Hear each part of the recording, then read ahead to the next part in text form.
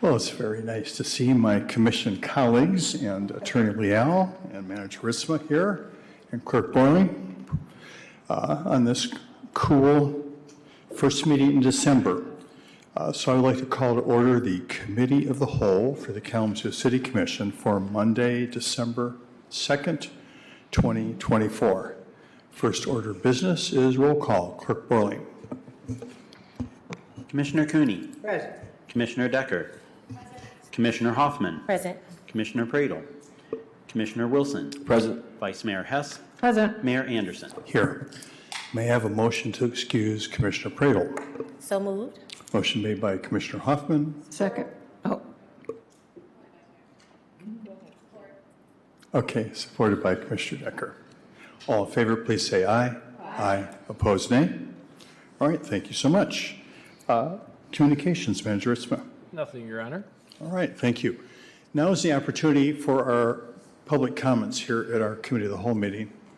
Not seeing anybody here for that, but just as a reminder, public comments can be provided in person at our Committee of the Whole meeting. There's a 2-minute public comment period. In addition, at our business meeting that starts at 7, there is a public comment period at the beginning of that meeting that is 4 minutes. Seeing no one here for public comments, then we are now on to our the work of the evening. Manager Ritzma. Well, thank you. We have 2 items this evening to discuss with the Commission and 2 presentations. First is Obsolete Property Rehabilitation Act. Our Neighborhood Business and Special Projects Coordinator, Justin Verdew, is going to present. Jared. I'm sorry, Jared. Yeah. Jared, welcome. Thank you. Thanks for everyone for coming out on a snowy, cold December evening to talk about OPRA, but not the fun OPRA, the Obsolete Property Rehabilitation Act stuff. Equally exciting in my line of work, though. So to kind of give some brief basics about what OPRA is, it essentially freezes the tax value for up to 12 years of a property.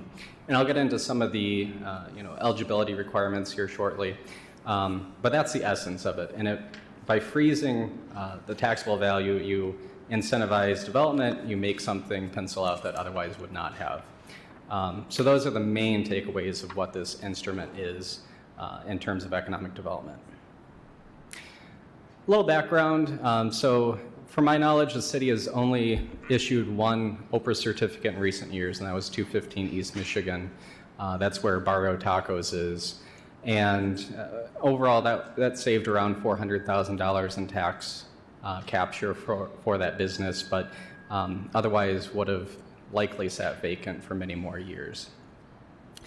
We really modeled this off of the NEZ, the Neighborhood Enterprise Zone policy that came forward, I believe, late last year, really trying to utilize plain English where appropriate, boiling it down to the basics in terms of how it reads, the process to come to commission, staff involved, and everything else in the policy.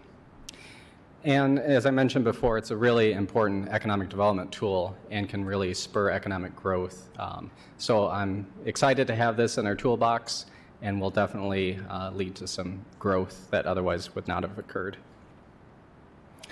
So basic eligibility requirements, it must be considered blighted or functionally obsolete. It needs to be a commercial or commercial housing property. It must demonstrate a gap in financing, and they must be in good standing with the city. So up to date on all their taxes, any building permits, fees, et cetera, must be in good standing. I do want to highlight a little bit on this demonstrate a gap and that need for additional financing that will be a consideration for economic development staff to look at, so it's not just icing on the cake, but rather really making sure that a project that otherwise would not have been possible will happen because of this incentive. So really, a lot of the OPRA policy in front of you is state statutes. So, when it says the clerk shall notify taxing jurisdictions within 10 business days or those specifics. That's really mandated by the state. Where we can be creative is the term of years that we can provide an OPRA. City staff believes that an 8-year default would be beneficial. That's worth the effort of going through the 4 to 5 month process of establishing a district and then issuing a certificate. City Commission would have the ability to do a shorter term, but 8-year default is what we're recommending. And then up to a 12-year term based on investment criteria. So to get into this, 8 years, I think that's wonderful. It can make a project happen. 12 years, we're really asking, what are you doing for the community? What are you doing for revitalization?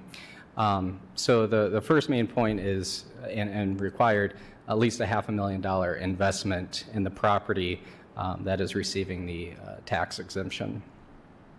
And then one of the other criteria must be met as well. So creation or retention of at least 15 full-time equivalent jobs at or above the living wage. So as defined by the MIT living wage calculator, that sets at about $19 an hour right now. And we felt that our strategy calls out, the economic development strategy calls out the living wage, and that's a metric that we want to look forward to. We tossed around the idea of tying it to minimum wage, but landed on this MIT living wage calculator definition to be a bit more substance in terms of what we're getting from businesses making this investment. So 15 full-time job equivalent for living wage. The other two, LEED certification or net zero or equivalent, really tying into our community sustainability plan and those aspects that are beneficial to the community, or located within a historic district or rehab of an upper floor of a building. So those are the items that would push it into a 12-year OPRA versus the 8-year default. All the other criteria must remain, but this is to kind of get you to that extra tax benefit as if you meet at least 2 of these criteria. In terms of alignment with our recently adopted economic development strategy, like I said, it encourages private investment in blighted properties, revitalizes underutilized areas, creates jobs, and retains them at or above the living wage, and increase property values and tax base over time. And then in terms of engagement and next steps, we brought this policy to the Economic Development Corporation of the city in November, received some positive feedback there, a few suggestions just to flesh things out a little bit further, but overall positive feedback there. We continue to engage developers in the community to understand, is this going to be a fully useful tool? If there's any tweaks that we can make within the power that we have as the city, what can we do there? So that's ongoing at the time. And we are looking forward to having the policy back before you in January for formal adoption. So that was the high-level overview of the Obsolete Property and Rehabilitation Act. Happy to field any questions there may be.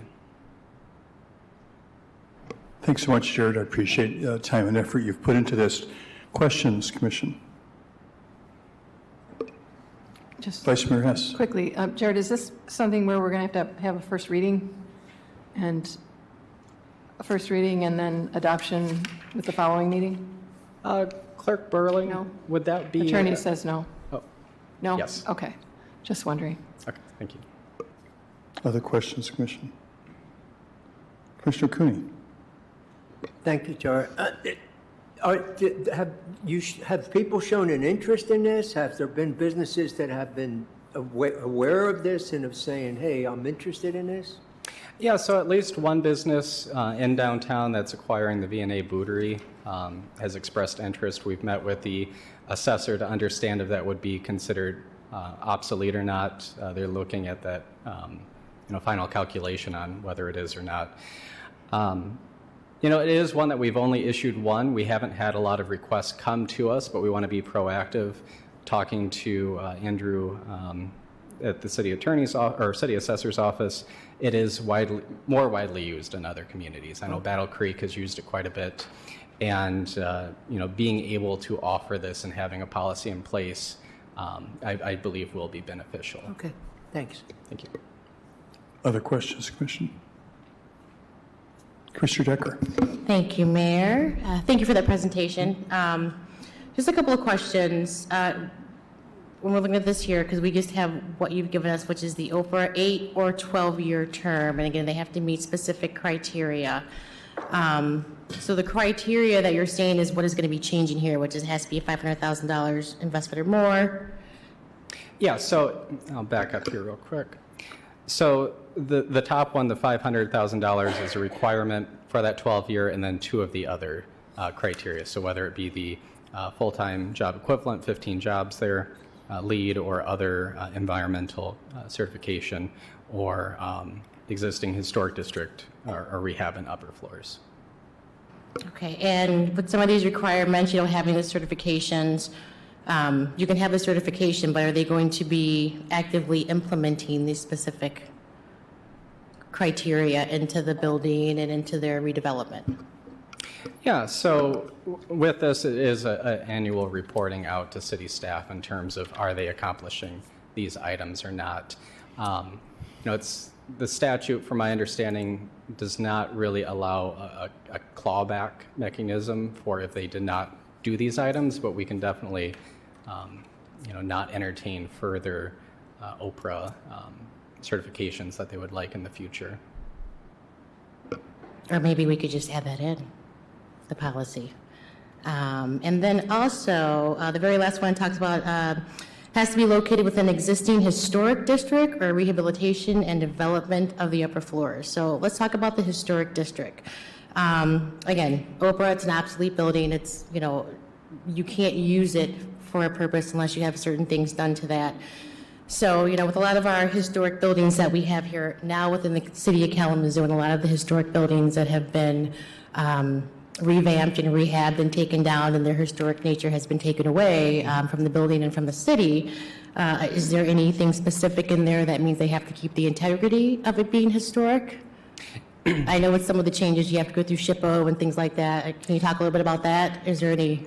Yeah, it would have to abide by any of the historic district rules, so probably going either administrative review, depending on the change that they're looking at, or to the Historic Preservation Committee to understand fully and vote on approval. I would defer to our Historic Preservation Coordinator for additional questions on that. Thank you. And then you talk about the development of the rehabilitation and development of upper floors. So it seems like this is very specific. So obviously we've had some interest from developers that are very specific in wanting to redevelop second, third, and fourth floors. Is that correct to say? Yes, I would say so. And I will add that, this is really looking at our downtown area. So, there's many upper floors in downtown that are vacant currently or obsolete. So tying this in to give an extra incentive to activate those, whether it be housing units or office space, what have you. So just activating, making sure that we're fully utilizing our space. Thank you for that. And I do remember the first Oprah that we approved, because I was very much for it, because I know what it can do for the city. Do you have any information you could tell us about 215 East Michigan and how that's going along? Or can we get a quick little update if you know anything? Yeah, I don't have the specifics in front of me. I know at the time they were expecting to create around 15 full-time equivalent jobs. My colleagues and I visit Barrio Taco frequently for the Taco Tuesday lunch, but it is a space that has been activated, and bringing people in downtown, really a nice space to hang out after work and in the evenings. So beyond that, I would need to look at the reporting that they've completed and come back to you, but so far I've heard good things. Thank you. And in your opinion, just looking around the city of Kalamazoo, do you have a ballpark number of maybe the buildings that would be downtown that would be able to use this type of help with the Oprah district? Yeah, we certainly have an idea of a few buildings. I don't want to necessarily name them right now, but it really is a coordinated effort with our city assessing team to understand they would have to be the ones to designate it as obsolete. So, just nice to have it in our toolbox, being able to communicate that with prospective businesses looking to expand or come in downtown or elsewhere in the city. And then really working with our city assessor's office to understand buildings that are likely obsolete or can be designated as such. All right, thank you. Thank you, Commissioner Decker. Other questions, Commissioner? Commissioner Hoffman? Thank you, Mayor. Thank you, Jared. I have a question in reference to, we know that there's some turnover with some of the restaurants and businesses downtown. When that happens, how does that affect the city in terms of taxes under this? Yeah, so this is a certificate that can move ownership to a new owner of the building.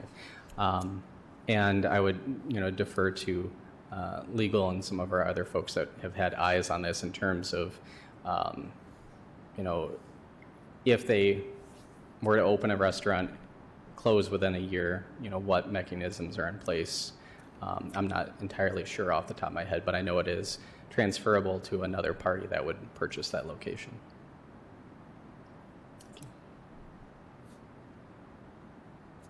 Commissioner Prado? Thank you for presentation. I apologize, I was running a couple minutes late today. Was wondering, just I know we've used this as a relatively new tool that we're using, and you gave the example of the downtown instance that we've used, the Oprah opportunity.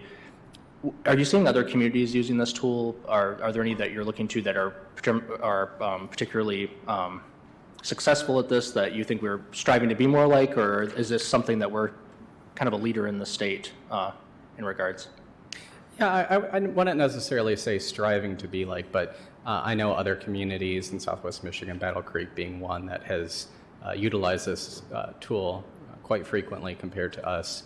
I know other smaller communities like the city of Buchanan have also utilized it. We're kind of slow to adopt it. I don't know if it's because we haven't had a policy in place and haven't been actively offering it as an incentive tool. But hopefully this will, along with our other efforts with the economic development strategy, really showcase the real tool case that we have to help businesses in this community. Sure. And as you're talking to developers, and I don't know if you've had a chance to kind of float this concept or policy concept to them as well, but when you're talking to developers or prospective developers and you share the 8-year default versus the 12-year term with investment criteria met, do you think that the added 4-year perk seems attractive enough to maybe bring in some developers that otherwise wouldn't have? I mean, does it seem like a strong enough incentive for people? Yeah, I believe so. And more than likely, I couldn't remember the exact figure for the Oprah at 215 East Michigan, but that was over a $500,000 investment. So that leaves you one other criteria. And I believe they would have met it with potentially with the full-time equivalent employment. Sure. So yeah, I do believe that it will be an additional incentive to get folks to either hire living wage jobs or one of the other criteria. That's great. Thank you. Thank you. All right, seeing no more questions, a few from me. Once again, thank you for being here. Hey, just as a quick reminder, how long has this opportunity been available in Michigan? Do you know what the history of?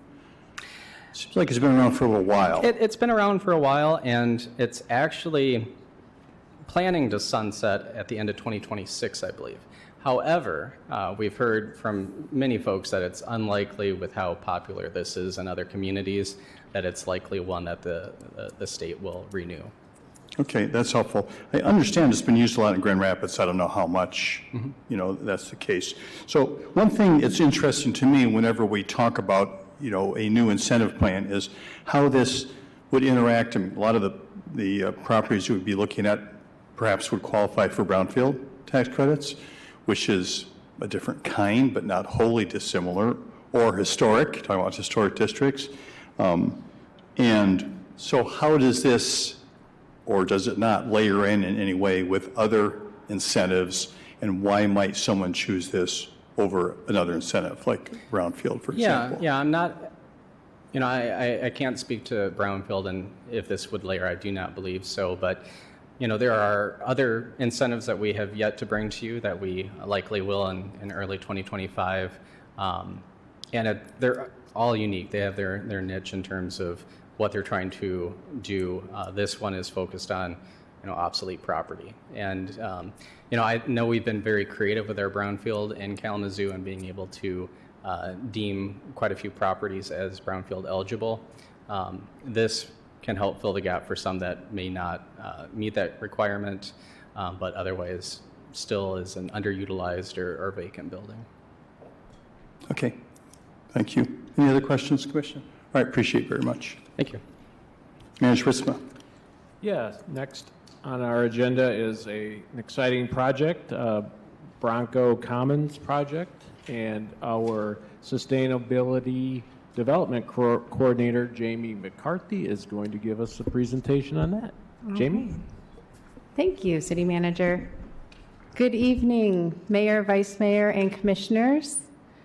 I'm Jamie McCarthy. As City Manager just mentioned, I'm here with Community Planning and Economic Development, and I'm here representing the Brownfield Redevelopment Authority to bring forward this project that's going to be on your agenda this evening. It's on the a consent agenda for you to vote on, but we wanted to bring this forward and talk, really highlighting a brand new tool also in the Brownfield toolbox, if you will, related to some changes that the state adopted last year to the Brownfield Act. And so we're going to talk about that today, and we're going to talk about this Brownfield plan that's going to be before you at your next meeting. I've got a number of great presenters here with me this evening. We have a couple of folks who are with the management team that are going to be talking about the redevelopment project itself and the opportunity that they've presented and been working with the city actually for a couple of years now. They'll talk about some of the zoning requests that they've gotten approved. They're almost all the way through their site plan approval at this point, and they're really pulling together these last financing pieces that we're going to talk about tonight. Then I also have the BRA technical consultant with us tonight, and they're going to tell us more about how we can really maximize brownfield tax increment financing to fill gaps by using this new housing TIF tool. And then I'll tell you a little bit more about the brownfield plan itself and give you a summary. So with that, I'm going to invite up here Mr. Greg Delaunay, who can tell you more about the project itself. So you can click through like this. Perfect. Thank you. Welcome. Welcome. Hi, everybody. So we've been working on this project for, I think it's been about 3 years now, and we started heading into COVID. It became very trifling to try and get through this. But it is a former senior living facility bought by a company out of Chicago called Aperion Care. So they've since ceased their business here from active business. Has become a pretty big nuisance to the city. We started working with them and started putting together a plan on what we could reshape this property to. And we had 10 acres. We had to work through 5 different variances in the NFP board to get some approvals for what you see here, the site plan, which is 214 units, of which 20% are affordable. It's a little unique to the corridor, and I think to probably all of Kalamazoo. Typically, you've got standard row housing of some kind, and there's a duplex or a triplex of some kind. What we're trying to do here is kind of bring in more of a marketplace for the business professionals and the Kalamazoo area, and really build a courtyard that we've got here, and a gym and a pool, and bring pickleball and a half court of basketball and different workstations, etc. to this. So it'd be more of a community feel, be more of a work-live type of ecosystem that we were building. I think the blend here, we've got about 82 units that are studio. From there, it mixes up into 1 bedrooms and 2 bedrooms. These are all more high-end units. They're solid surface countertops, wood floors, wood cabinets. So nothing that would fit into the student housing type that is within that corridor and blended with market rate. So having been at it for quite a while, we've got, I think our final stage right now is site plan approval, like Jamie had led. And I think we've got one answer left to provide to them for some setback pieces. But aside from that, I think we're eager to finish site plan approval, eager to get a demo permit, and eager to take the building down in Q2 of next year. So for an approval like this and for a project like this to really take place, and we started looking at this, the construction per square foot on this project was somewhere in the $70 a square foot. We're probably teetering close to $200 a square foot. The demo on this project was in the 450s. It's almost 1.2 million now. So you couple that with interest rates and a lot of times and a lot of brownfield legislation changing too, end of last year. We've been very patient in really bringing this project to market. I'm happy to bring it to market. We've been dedicated and stuck with it and would really like to deliver 214 units to Kalamazoo. I'm happy to answer any questions for you. Thank you so much. I really appreciate the detailed presentation that you've also provided to us. Paper in front of us with a lot of small print on it. Questions? Commissioners, get started here. Stephanie. Thank you, Mayor. Thank you so much for being here. Yes, ma'am. I love the idea and vision of bringing 214 units to Kalamazoo. Where I am just smacked is at the rental rates. And so is there a market in Kalamazoo right now where people can afford to pay these amounts in rent within our community so far?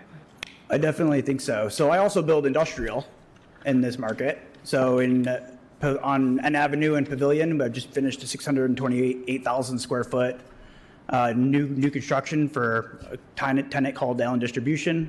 I finished a site in Pfizer that's 240,000 square feet and another one over in Battle Creek with a couple more to finish. So I've got almost 1.5 million square feet of industrial buildings that we've put up new construction in the last 36 months. With those comes jobs. With Pfizer, with Stryker, with some of the big players hiring, you need housing.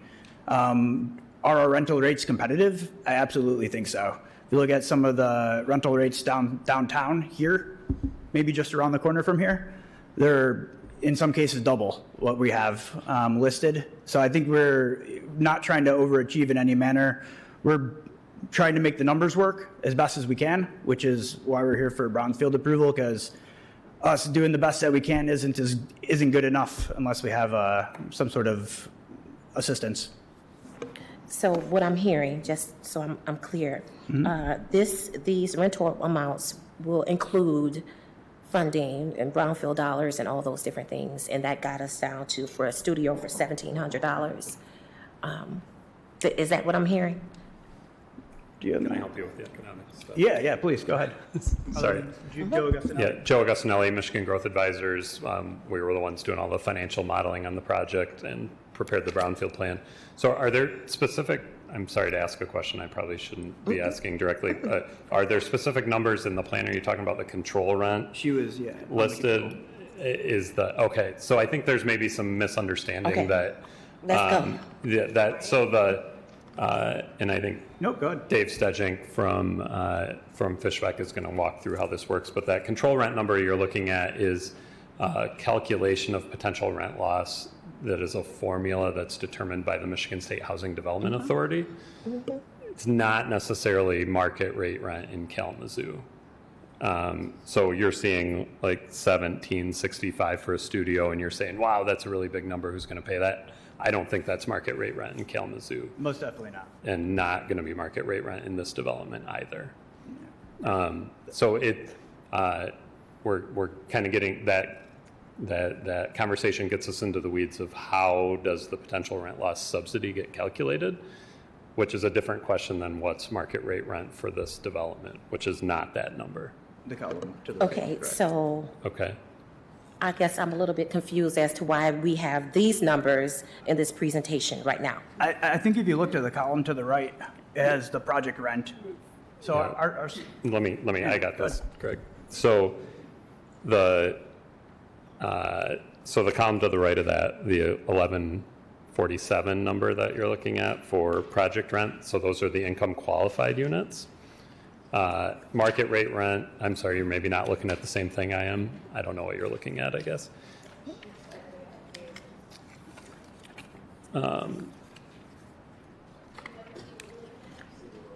it in the slide deck? Yes.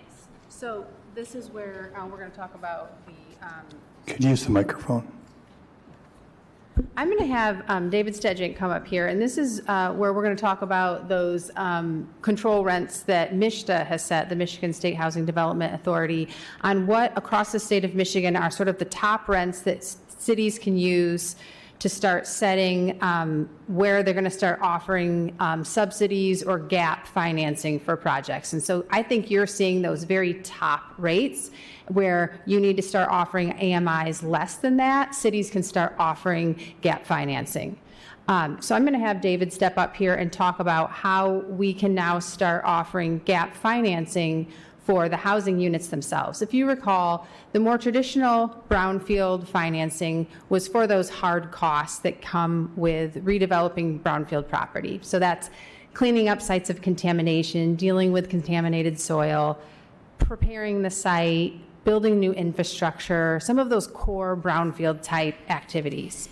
With the new changes in the legislation, there are some new categories of costs that can be reimbursed with those tax dollars. And those are moving much more into the housing realm that we haven't been able to use before. And that is for some of the, some more of the construction on the site, but really it's going to be for that annual monitoring of rents that can get down lower than that 100% AMI is where our city's starting to target.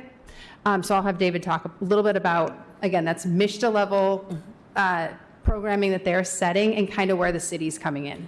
Thank you for that, Jamie. Yeah, And yeah. also, I would like to possibly see, like, what is the dream in an illustration such as this for Kalamazoo? Say that again. I would like to see an illustration centered on the city of Kalamazoo with what the dream could be, what the vision is, once that gap financing has. Yes. Okay, thank you.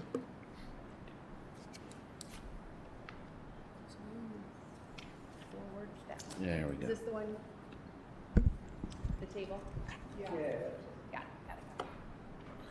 Good evening. My name's David Stedgink. I'm a Brownfield Program Manager for Fishback and the city's consultant with their Brownfield Authority.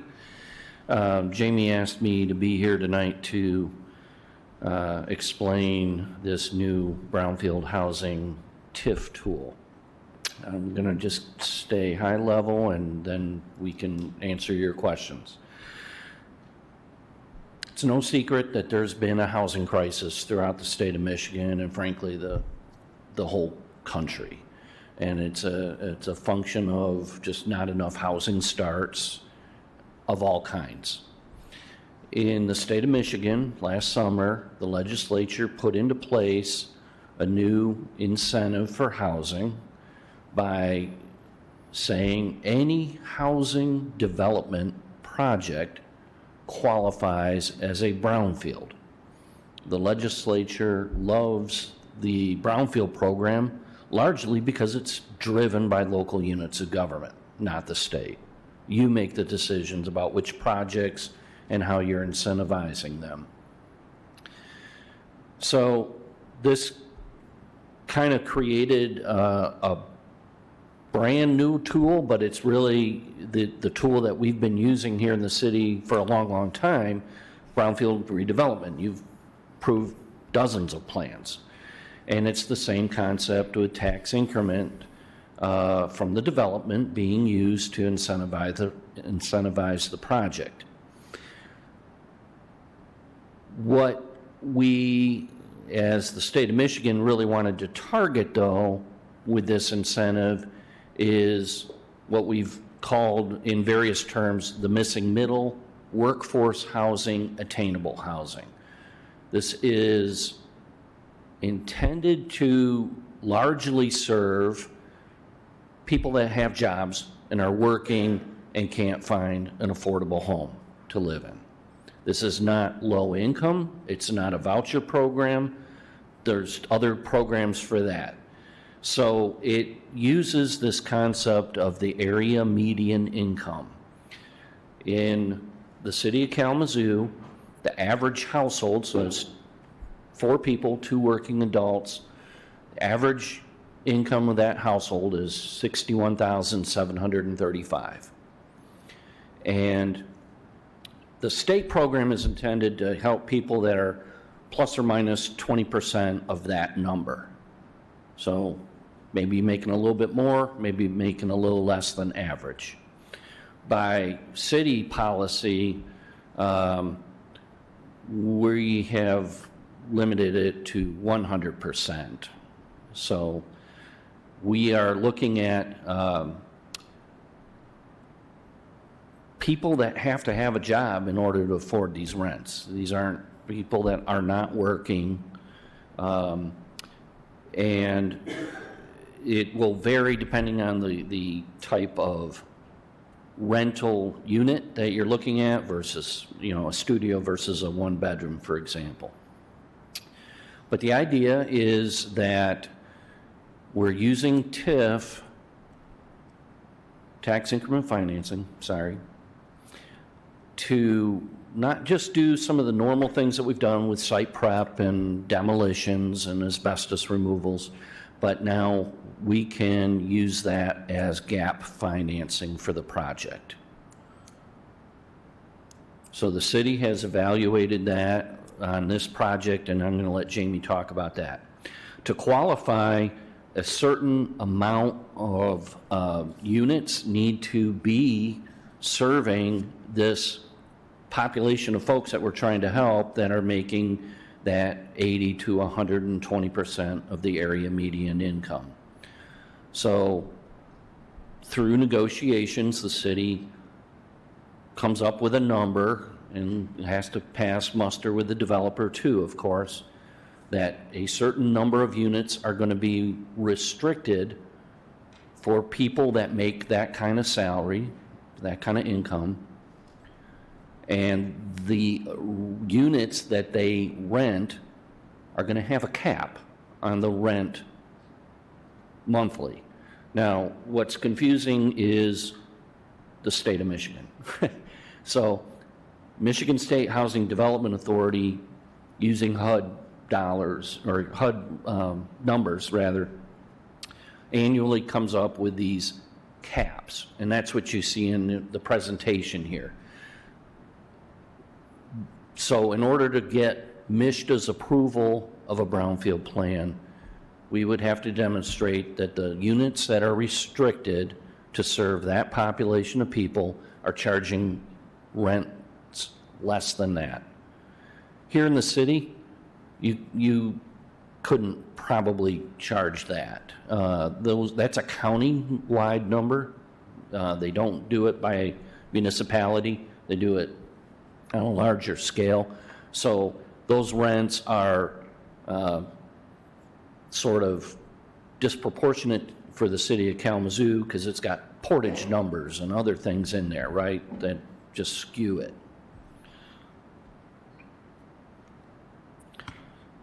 And I guess I really kind of talked about this, but the eligible activities, what we can reimburse through a brownfield plan, all our traditional stuff, infrastructure, site preparation, environmental, demolition, and then now that housing financing gap.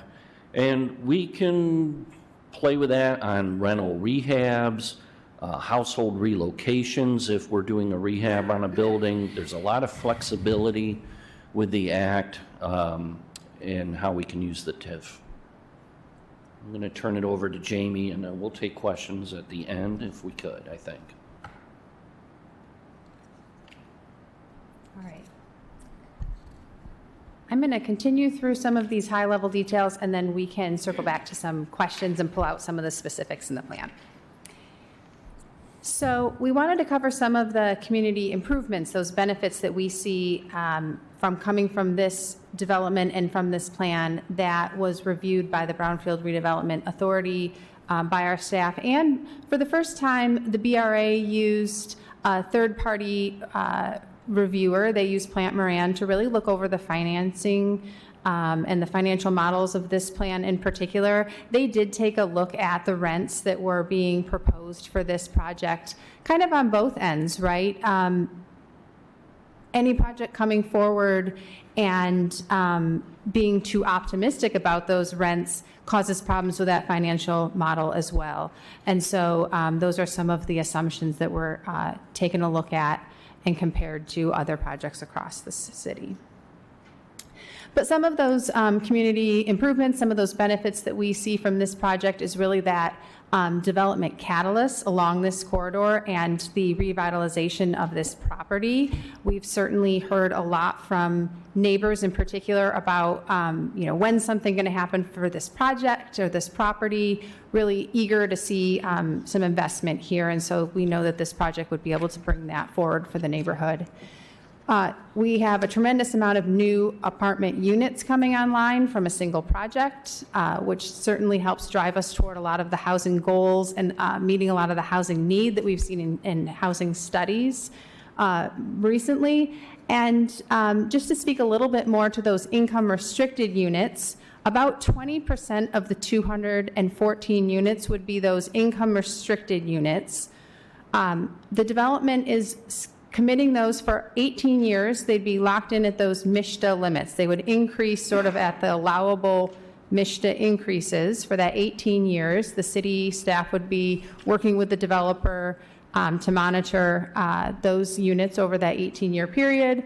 And those are going to be ranging, I'll throw the numbers up here in a minute, but they'll be ranging from that 70 to just below 100% AMI are the numbers that are being proposed here. So it is certainly this much more market-based kind of project that's able to support some of those more workforce housing-based rents is what we're looking at here. In terms of what happens once the Brownfield plan has been fully realized, we see a pretty significant increase in tax base here. At the end, there will be just over $16 million in increased taxable value back to the city's tax rolls or tax base. And that would equal, in terms of the local tax revenues generated to the local units, just over $600,000 a year in new taxes. In terms of overall investment and incentives, to bring this project to market, it's going to take just over $40 million in total investment into our community. And the incentives that will go along with that, really, because again, this is much more of that market-based kind of product, there aren't a whole lot of incentives that stack up here. We're not looking at low-income housing tax credits. We don't have a lot of those other state types of programs and grants that go into this kind of project. We're pretty limited on tools, and I think that's why we're seeing the state of Michigan trying to come up with new and different tools. But we do have this Brownfield TIF, and I kind of broke it out in two pieces here. Some state taxes help support the project. Those would require a separate approval process that the project would be going through here shortly. That's equivalent to about $4.5 million that we'll talk about in the Brownfield plan. And then $7.2 million is what would be captured over the life of the plan that would be made up of our local taxes. If you think about city operating, counting millages, and the other taxing units. So here you have the plan summary overall, just really high level. I wanted you guys to be aware of. The full plan is in your packet for this evening. But the plan overall is 23 years of tax capture.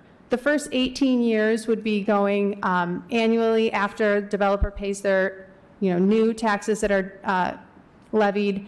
Those would get paid back incrementally to repay some of those qualifying expenses, including that housing or that housing gap And those are the different units that you see there and some of the AMI targets that they'd be looking at locking in over that 18-year period.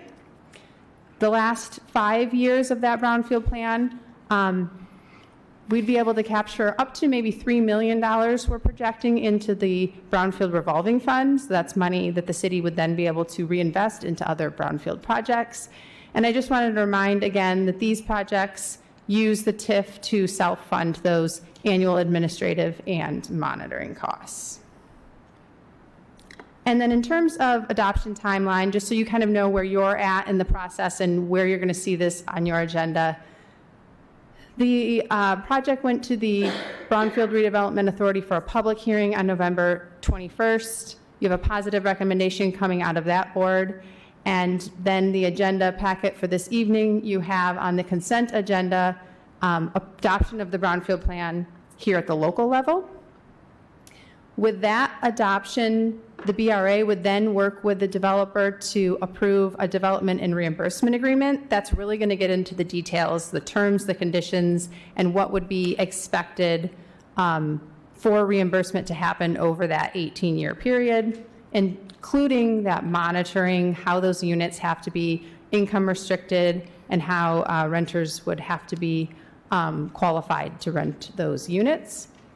And then the last approval is really getting that state approval piece for that $4.2 million piece. And that's a work plan that gets approved by MSHDA. And so we would expect that to happen here in the first quarter of the year. That takes several months for them to get through that process. So with that, I'd like to open it up with questions, and we can start if Commissioner Hoffman, you have some things you'd like to ask. I know you were talking about some specific numbers.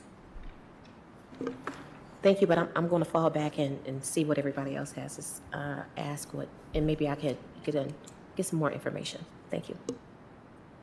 Thank you, Jamie. Thank you, Commissioner Hoffman. Other questions, commissioners, on this project? Yeah, Commissioner Praedel. Sure. Yeah, sorry. Space limited up here. So the question for you, in the packet of material, it talks about how the census tract this project is located also had a contraction of 8.8% in total number of units between 2015 to 2020. Do you know what is predominantly what those numbers are comprised from, where they're coming from?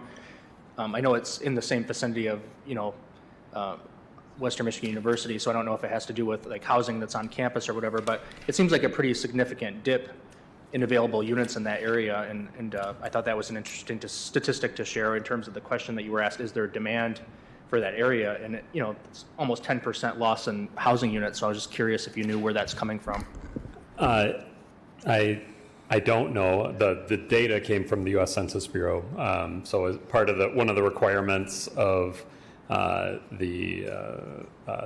the change in legislation under Act 381 is the project that the community has a demonstrated housing need in order to use this new housing TIF tool. So we try to demonstrate that, showing Census Bureau data changes and demand. The underlying reason for the data changing, I don't know the answer to that question. Yeah, it'd be interesting to know. I mean, either way, it speaks to the fact that there's a need in that area with that loss in recent years, and a pretty small amount of time, nonetheless, as well. I would agree with that. I was wondering also, I was blown away. I mean, anytime you see a unit that's 214 units, it's just like, wow, this is incredible, because, you look at the county housing plan, the goal is 7,700, give or take, housing units, and that seems like a pretty tall order to achieve. And when you see these projects where you have, 100 or 200 plus units, I mean, that is statistically significant, and will make a difference in that work. It talks a little bit about how 1,200 units are in the low to mid rise category, or in the plan it says that of those 7,700 housing units, it says basically that we need to have 1,200 low to mid rise units that go into that mix to achieve that goal. And it says that this project alone would represent 18% of the demand in that category. Can you speak a little bit to that as well? Yeah, I mean, I think we're as we're again evaluating the housing need, drawing off of the county's housing needs assessment, kind of trying to show how much of that need that's been demonstrated is being delivered through the project, right? The low to mid-rise, I think, I don't recall the exact definition. I want to say 4 stories or 5 stories is the sort of upper limit on And I think mid-rise. like 25 units or more. Yeah, Or well, is it's more talking about height of building, Oh, I gotcha. think, Okay. versus overall number of units. So, you know, I think what they're getting at there is the more dense development versus, you know, duplexes or triplexes. You need a lot of duplexes to hit this housing need that occupies a lot of land. So you need to, in order to hit this goal, you need to have some dense development somewhere, right? And I think that's what they were getting at. I won't claim to be an expert on the county's housing assessment, but the idea would be, you know, of the identified need in the county housing plan, of the 1,200 units you identified, you know, this project would deliver 200 and, I forget the number, 214, yeah. It's incredible. 18% of that segment Right. is just from one development project. Yeah, You know, it's I would say you're going to see that as you bite away at that low to mid-rise piece of the bucket. You're going to see big chunks of it because those are inherently larger projects, right? Yeah. And I know we often talk about or hear from city staff about this concept of like financing lasagna, if you will, that's so necessary right now in the current development climate to do projects, irregardless of what income segment it's geared towards, but especially if it's lower income or workforce development as well. In your opinion, I mean, do you think with the brownfield changes now that include housing, I mean, is that a game changer to the point where a lot of these projects would not be happening today if not for that change? Yeah, I say this frequently in front of city commissions right now. I mean, I think the housing TIF legislation as it was passed last year is a complete game changer in how we're going to develop residential real estate in the state of Michigan going forward. Market rate projects don't pencil out right now, which is a really crazy concept when you sit down and think about it, that there is market demand. We need all this housing, but the market is not willing to pay $3,500 a month for an apartment, which is probably what we would need to rent these for at market rate to cover the loans on the cost of this project. So that's where these incentives are really critical to get any housing developed. And then when you talk about layering in affordability into it too, that further reduces the revenue from the project's ability to capitalize itself. So it requires more incentive on top of it. So that's been the game changer in the last like 36 months, where when interest rates were 3.5%, 4%, and construction costs were $125 a square foot, this project would have penciled without any incentives. But now its cost is $225 a square foot, and interest rates are probably, by the time we get into financing, 6.5%, 7%. The same project in the exact same location no longer pencils without incentives. And that's, the legislature, I think, recognized that when they enacted this program to, because it's not a unique to Kalamazoo problem. We're doing these deals all over the state of Michigan right now, and it's the same analysis in every community, that it just costs more than the market's willing to pay to develop housing right now. Another question for you. I know a number of us up here, our professions are in housing. You know, a lot of us serve vulnerable populations, and so our first inclination is like, we need more, lowest level AMI housing. We need from 0 to 30, 30 to 50 desperately in this community. When you have these opportunities that come forward, and there's not somebody here at the podium standing presenting a proposal to do that level of housing. But can you kind of help people like us who do this and think about this stuff constantly understand why this is so critically still important to the whole housing ecosystem, and how it might still impact those people at the lowest levels by having and achieving housing at these levels? Yep, absolutely. So we have a housing shortage at all price points in the county, and no one project is going to solve that shortage for all price points, right? A low-income housing tax credit project isn't addressing the market rate need, and vice versa.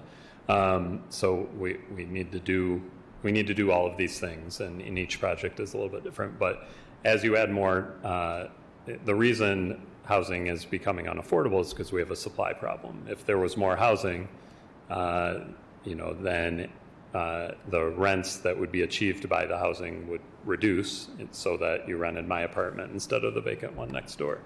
And so as you address the sort of market rate side of the housing shortage, that takes pressure off the rest of the affordability. So somebody will move perhaps from a slightly less expensive apartment into a nicer one because they're able to. That frees up that less expensive apartment for the next person, and sort of that process continues down the continuum.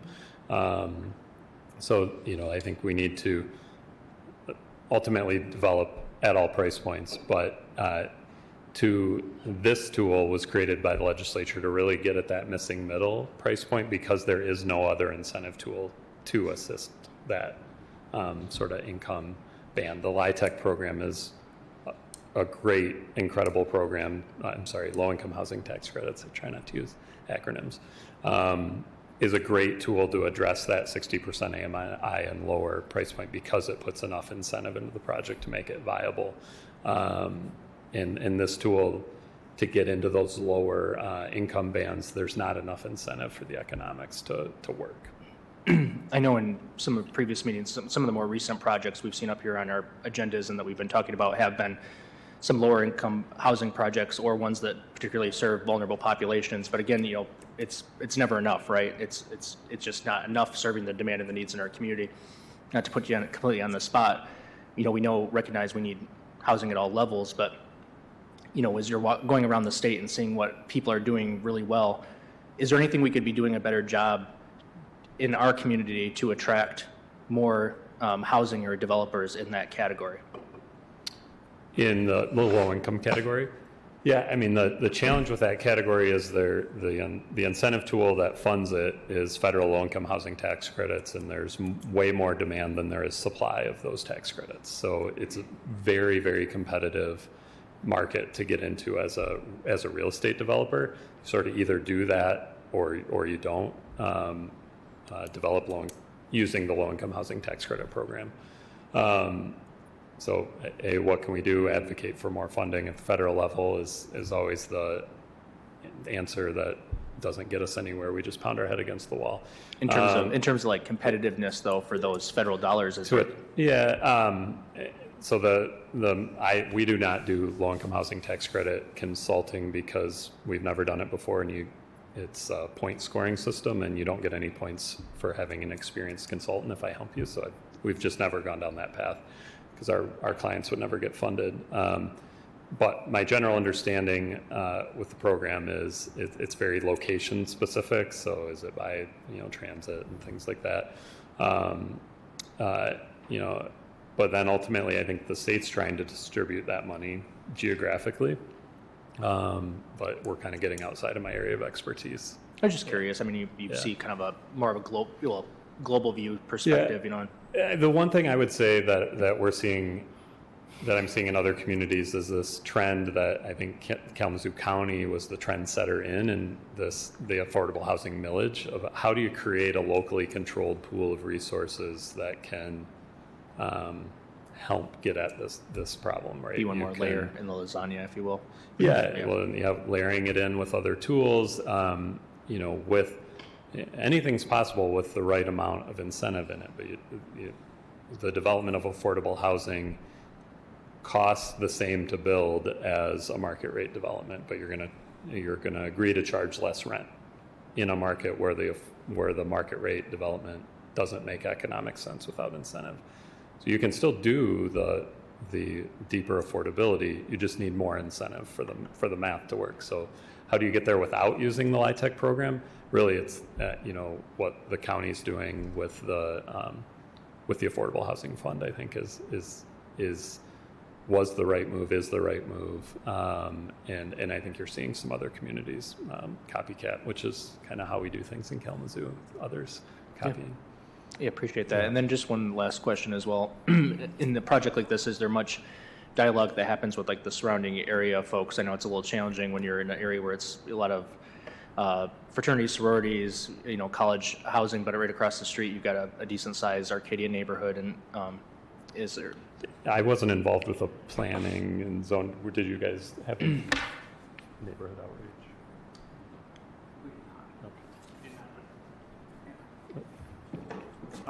I mean, we did speak to probably half a dozen neighbors that stopped by or had different questions or were at different approval meetings for the NFP or for zoning, ZBA meetings. Probably more than a half a dozen, probably closer to a dozen. So we've heard positive feedback and something needs to be brought. And yeah, there's a Arcadia Neighborhood Association. I definitely encourage, just to reach out proactively because they're, it's not necessarily going to impact the entry or gateway to that neighborhood. So I don't think there's going to be as much consternation about it, but just, to be a good partner, I think they'd appreciate the chance just to, absolutely. There's a couple of residents that are directly across the street that showed up. They had only positive things to say. Cool. Awesome. Thank you. Appreciate you. Thanks, Commissioner Praedel. Vice Mayor Hess. Thank you. Thank you for being here and for presenting this. I know it was a big part of our consent agenda, and this puts clarity to a lot of it.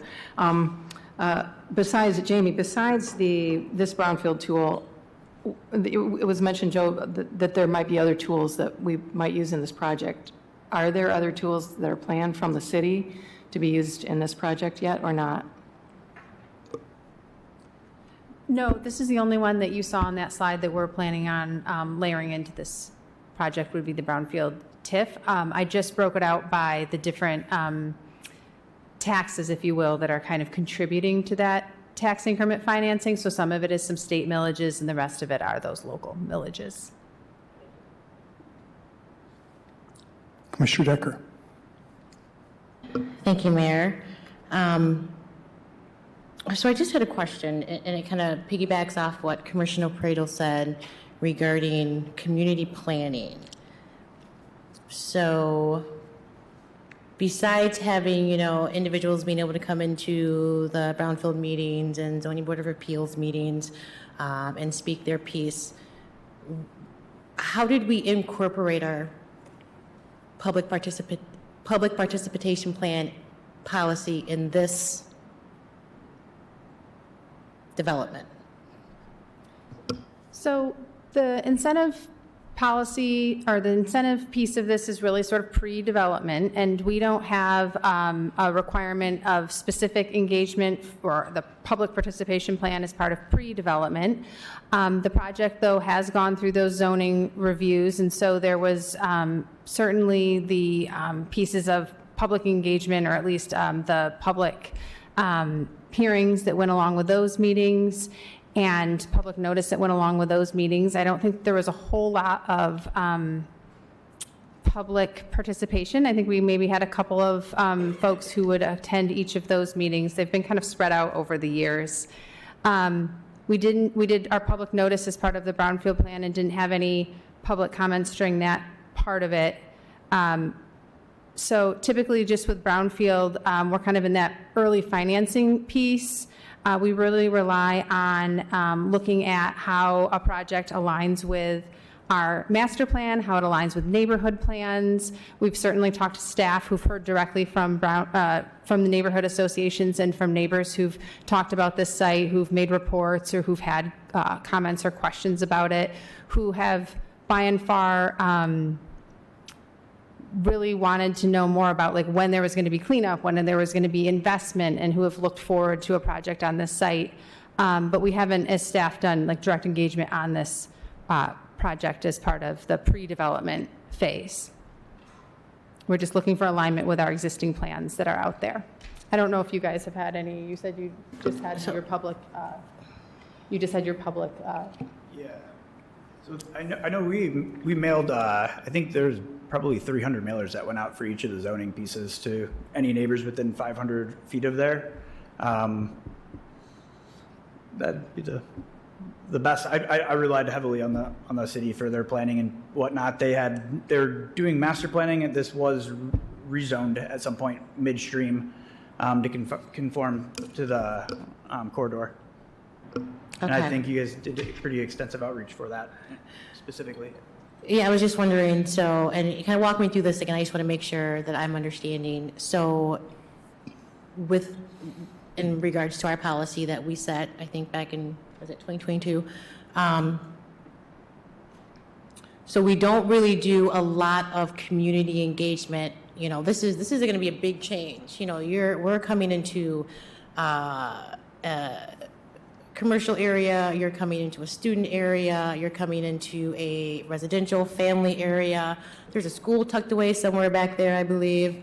And I guess I just wonder, so within pre-development, we don't do any like mainstream talking with the community.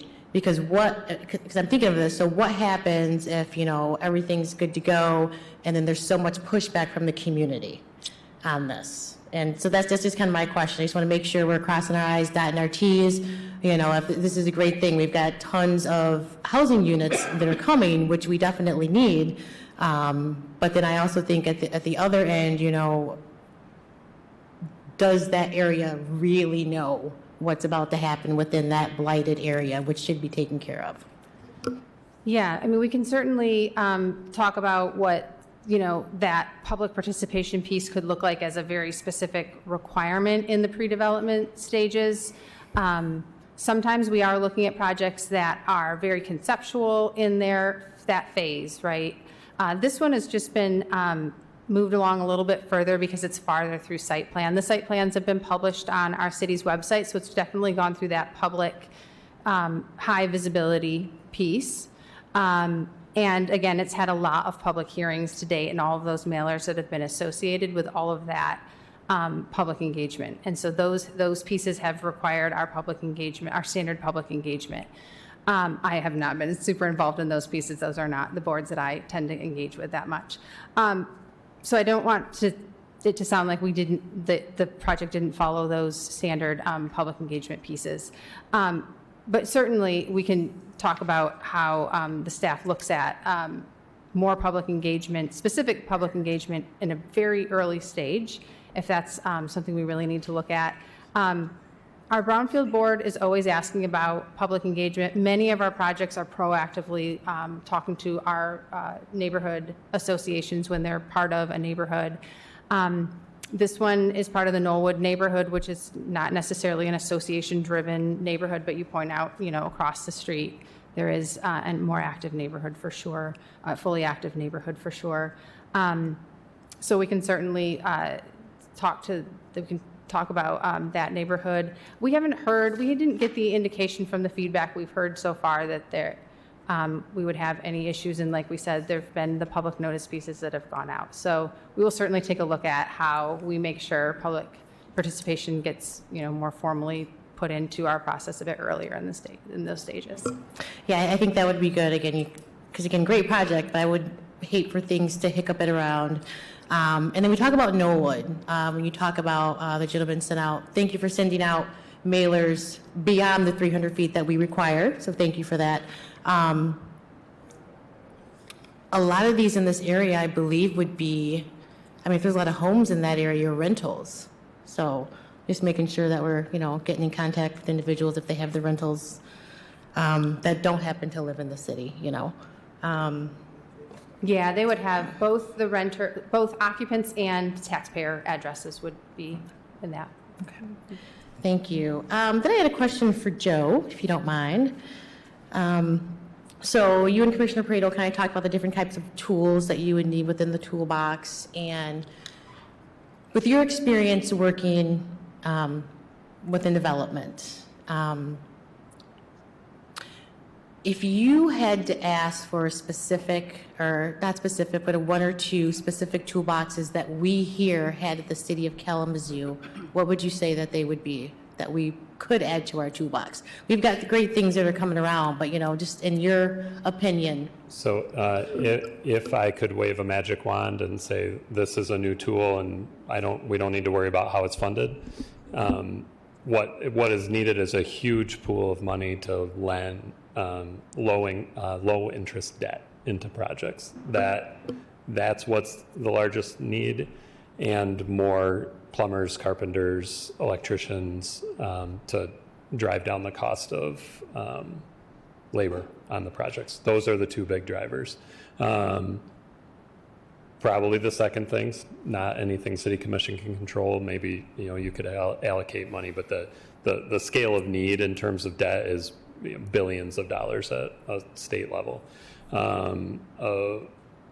So what, you know, I think it would be investing in, you know, putting more money into the County Affordable Housing Fund is ultimately probably the actual tool that is realistic. You know, and how that's funded, that's a different question. But all of this is, you know, these are problems that are solvable with money, but where's the money come from? That's the underlying problem. That's the beauty of the tax increment financing tool, is it's self-funding, right? It's being funded. The incentive is the tax increment generated by the project itself versus anybody needing to write a check in today's dollars. Well, Greg's writing a big check, but you know, I think that's where the legislature was coming from, was all the other tools require a state appropriation or, you know, a local unit of government to, you know, write a check, and budgets are tight. So that's the beauty of the TIF tool. Thank you for that. Oh, I had something else to say. It was going to be good. I know it was.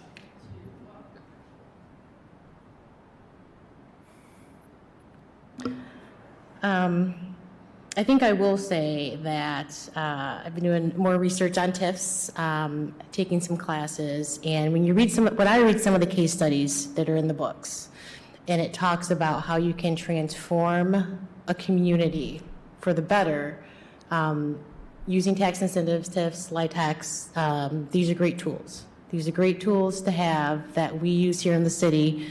Jamie and her team have been doing great, you know, especially within the brownfield. CPED has been doing great about finding new things and new ways that we can help developers build more housing. I think we can all sit up here and say we would love to see some more really affordable housing within the, you know, 0 to 30 to 60% AMI, but I think we all know that we can't do that until we get housing for individuals that are ready to move out of those into something a little bit better. So yeah, I don't have any more questions. Thank you, guys. Thank you, Commissioner Decker. Commissioner Hoffman. Oh, you got enough? Okay, I guess I'm that annoying commissioner who always is going to think about the families that are at Alice level. And I'm hoping that we can start having those conversations with developers when you're coming to the city with a plan, that you've really been intentional. I just did some quick numbers. Let's say everybody who applied was at that $61,000 a year. After you take off taxes, that income reduces down to $50,000. Now you have a family of 4, and they still couldn't afford to live in this development. And so I hope there's a way that we can figure some things out locally, and then maybe take some things to the state level, because this makes me pause. I don't know any family. I couldn't afford to live there, and I work every day. And so when we take into account a family of 4 that has daycare or childcare, this is very unaffordable. So I guess my question to the developers, who are you really trying to serve with this development? Yeah, I'm going to ask a question again. You know, the market, you're talking about the market rate rents that I don't think are in any of the materials that you have. So I just want to make sure I'm understanding where your question's coming from. When I think about, we're saying 16 studios at 70% AMI, Mm-hmm. 15 and 11, you know, 80 and 95%. A family of 4 they wouldn't be able to afford a studio, and we wouldn't be able to do that. But I'm just saying, like, developers, when you come, let's really assess what's happening in the city and see the ones who are really, really housing cost burden. Right. And this seems to be a very particular development that is catering to a specific population and not really those that are working yet still don't have the amount of income to afford something like this. Yeah, so I mean, the best answer I can give is, I think, kind of a repeat of what I said earlier, is deeper affordability is possible, but it requires more incentive. And where is that incentive going to come from? I don't have an answer to the where does that incentive come from question, other than I think I can speak for all of my developer clients all over the state, is it's not a lack of willingness to do deeper affordability. It's just there isn't a tool to do it other than the low-income housing tax credit program or writing large grants from a source. I don't know where that source comes from. And, you know, the county's affordable housing fund is great, but it only has $6 million a year in it. And probably this project could consume the entirety of that. And I can't spreadsheet in my head where we're talking about maybe you get 10 units at really deep affordable levels for a huge investment. So that's the underlying problem, is it just costs so much money to build new construction right now. So when you get into those deep affordability levels, it's doable, but the incentive gets exponentially bigger because you're just unable to borrow money anymore to finance the project. This reminds me of a conversation we had when we did the zone right off of water, and we talked about like getting creative to really address the affordable housing crisis in Kalamazoo. Would a developer be willing to get creative enough where if we needed to have a voucher system or some kind of subsidy to offset that family that is working every day in order to ensure that they could afford to stay in some of these units? Those are the kind of things that I think we would love to see in Kalamazoo. It's not just about those who can afford it, because the missing middle, they can really afford this as well. So when I hear that, we negate talking about those low income and very low income households that still need quality housing. They would love to have a swimming pool. You understand what I'm saying? So I just really want us to be more intentional about that and get creative. Like if we have 214 units, would it be possible to have a set aside for those families who still need some kind of financial assistance, but are working hard every day to make that unit more affordable, and the developer still gets their money? Yeah. So you know, we've had the conversation about applying to the county's affordable housing fund to do that specifically. That application window isn't opening until the late spring, early summer, is last I heard from Mary. And so we're at this point where costs keep going up the longer we wait to build this. So we're trying to get to how can we get going on the project right now? Let's get the blighted building taken down. Let's address all those issues that are there, and get started, lock in our construction costs. But then that is a conversation we've been having as a development team of then going into the county, and the county is going to be seeking some units at lower affordability as sort of part of the terms and conditions of their participation, is what I'm hearing. And so if we're successful in getting an award, I think then you have more options there. But without extra incentive, the math just doesn't work, because you have to keep in mind the market rate apartments are affordable to that missing middle that we're talking about, but the project doesn't get built without the incentive, because market rate would be unaffordable to that missing middle, or really to anybody, but for the incentive. So that's the underlying, I guess, dilemma that we're in. So, yep, you're welcome. And I would love to be part of any brainstorming around how to get creative to think about this differently. Absolutely. Other questions, Commissioners? Vice Mayor Hess? So to be clear, for this evening's purposes for our business meeting, we are we're voting on the resolution approving this TIF plan. We're just so that it can move forward. Is that correct? That is correct, and it is on your consent agenda as the standard operating procedure for brownfield plans, so I just wanted you to be aware of that. Commissioner Cooney. So, I really appreciate your honesty.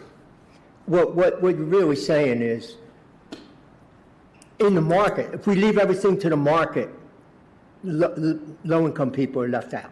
They're just left out. 54% of our people are below the ALICE line, and this is not going to apply to them at all. And it's not your fault. It's the way the market is set up. So there has to be an intervention outside the market. And the only entity that's possible to do that is the federal government. And then when we were able to have affordable housing, it was because the federal government put money into it. But here we are, we're really interested in those 54%. But there's nothing on the table that's going to get to them. And that's a tragedy. That's a tragedy. And it's not your fault, but it is the fault of a system which lets all those people out. Thank you, Commissioner Cooney. Other questions or comments? Commissioner Decker. Thank you, Mayor. I just have a real quick question because I don't know the answer. Jamie, can you stack a brownfield and an Oprah together? I'll take it. Lasagna, I'm Italian, so I like lasagna financing. However, said that, yes, absolutely you can. The 215 East Michigan project with Barrio has brownfield and Oprah layered on top of it. The Oprah tool freezes the taxable value only as it applies to the local millages. It doesn't freeze the school taxes. So when you layer them together, you typically are adopting a brownfield plan that only captures state taxes, because those are not frozen for the 12-year duration. But yes, absolutely, and that's a pretty common deal structure in other cities of layering Oprah with brownfield on a rehab. Would it work in this instance? Would you take a look at that? And the Obsolete Property Rehabilitation Act only applies to, it freezes the taxable value on an obsolete building that's being rehabilitated. Okay. So if we were converting the horrible you're tearing building, it down, though. we're tearing it down, so it doesn't apply here. okay, all right. Darn, Yeah, I was looking. I like it. I like it. Yeah. Other questions, commissioners? All right, so first of all, I just want to say thank you so very much for coming this evening and taking the time to talk through this. And I think we've had a couple different conversations here. One is the conversation about grappling with the idea of how to get deeply affordable housing, which obviously does in fact require deep subsidy. And the programs that used to provide that deeply affordable housing, which primarily were public housing, and the developments that were 223D loans and that sort of thing, guaranteed loans and programs from the federal government that created the subsidized affordable housing in Kalamazoo, which we have a majority of that here in the city of Kalamazoo. Those programs have all ended. So that is all stopped. Because at the end of the day, whether you're talking about deeply affordable housing or market rate housing, the owner, developer, manager has to receive sufficient income to pay the bills of operating that property. And a 30% rent doesn't do that. And basically a 50% rent barely does that. So even if you look at tax credit developments, which we have a lot in the city of Kalamazoo, talking about trying to do that better, we've got one down here in South Rose getting close to being done. We've got another one that passed muster that's going to be over here on Reed. We've got the one over here on Mount Zion that's going on. We're kind of clicking as it comes to the tax credit, even in those. Even if you look at the one over here on Portage, out of the total units there, 48, only 15 of those are affordable, and that's low-income housing tax credits, because the numbers have to work at the end of the day. That's just the way it works. So that's one discussion, and I appreciate you being part of that. Here's what I would say about this. Thank you so much for your efforts. I really, really appreciate this. I want you to recognize that there is a positivity about, one, creating some housing in Kalamazoo, the city of Kalamazoo, which we desperately need. Looking for some affordability in that workforce housing, I appreciate that. Has anybody been out and walked around that site? I've been around that site multiple times. That is a big blighted site in the Kalamazoo that's been sitting there for years and years and years, causing lots of problems and getting worse, and a resource that is completely non-productive. So the idea that you're coming and taking and looking at this in the city of Kalamazoo, taking that risk, basically working for 3 years for free just to try to get this project going, not even knowing if it's going to go, thank you. I really appreciate that effort. And I appreciate the work of our own city team trying to find a way to make it work. So, from my perspective, go forth and accomplish this. Get some housing units built there. We desperately need it. Every day we hear about the lack of housing in this country. We're building housing. That's great. And as far as other efforts related to seeking to house people who are at the lowest income stream, for example, we talk about 0 to 30. What is an affordable rent, Commissioner Praedel, for someone who has 0% AMI? It's zero. It's no rent. So how do you create housing for people in that category? It's only with built-in subsidies, period. Like we have at a variety of places in town. We're talking about Fox Ridge, Interfaith Homes, Stadium Drive Apartments, Skyrise, that sort of thing. Back to a couple particular things on this. Just one thing I really appreciate, and I hope we keep doing, is, the developers do great work and put the numbers together to try to make these projects work, but I do appreciate we're working with Plant Moran to get another kind of level of evaluation of these programs related to what a level of subsidy is appropriate in terms of what we're trying to get here and how does that work. So thank you. I think it's a wise move to use a third-party kind of developer that has experience in other areas, looking at projects, and going to go through those numbers. So I hope we keep doing that for these projects. The last thing I have to ask is that city capacity. So when we're saying to a developer, please, for these units, it's going to be, we're looking for folks at 70% of AMI, for example. So what is our capacity for monitoring that over the course of 18 years? That's the first part of the question. And then the second part of the question on that is that I presume even though we're monitoring at entry, I presume that over the course of time, that person could move from 70 to 80 to 100, 120% of AMI and still be paying that 70% rent. So if you could just talk a little bit about what our capacity is for monitoring these projects, unlike low-income housing tax credits that has an extensive monitoring infrastructure built into it, not funded or paid for or, monitored by us. How are we going to do that with these local developments? Yeah. I can speak a bit to that. This program, the state portion of it, is approved by the Michigan State Housing Development Authority, MISHDA, who also oversees our low-income housing tax credit program that you just mentioned. So we do have some guidance that's starting to come out from MISHDA on how they would like to see these types of projects monitored over time for both rent levels and income levels of those households that are renting these units. Some of that level of detail will be placed in the development agreement that we'd be negotiating as this plan gets adopted. We're starting to look at and see how exactly that monitoring is going to happen or be required through MISHDA. We're starting to see some of the guidance they're coming out with, I would say, is a variety of their LIHTC program light. So it's their some of their 1040 forms that they have that are a bit pared down from what we're seeing in some of their low-income programs. It is an annual type monitoring where you're looking at and getting tax forms from those renters to qualify their incomes and then getting rent rolls from those units that are being committed each year.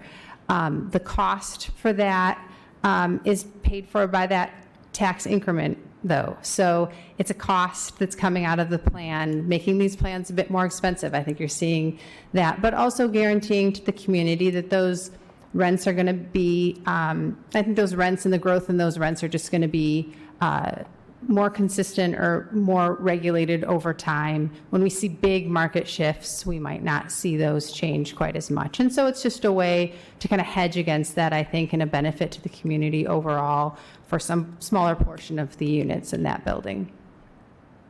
Okay, looking forward to seeing how that's going to work out for us. Thank you so much, Jamie. Appreciate it. Any other thoughts, commissioners? So Manager Rissma, thanks so much, for being supportive of these efforts. And really, I personally, I want to say thank you for choosing the city and doing this work here. Thank you for the whole team that's making this happen. I look forward, to a positive outcome on this. So let's go forth and conquer. And so in 2018, I moved here to Kalamazoo, and I lived in Lovell Place, just a couple blocks over here. And the rents we're proposing in this were equal to what I was paying there, living on the first floor with 8-foot or 7-foot ceilings. So, Okay, appreciate it. Thank you. All right, thanks again, Manager Rissma. You're welcome, and that completes our work session. Now is an opportunity for commissioner comments. I would say, generally speaking, commissioners take their opportunity to make comments at our business meeting that starts at 7. However, any commissioner comments for the good of the order? All right, seeing none, we are adjourned, and we'll see you at 7 o'clock.